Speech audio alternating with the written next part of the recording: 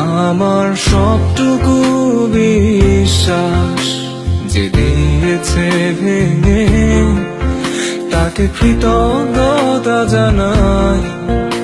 সে দিয়েছে আমার অন্ধ চোখে আলো, যার বিশালতার মাঝে আমি একটুকু পাইনি ঠাই।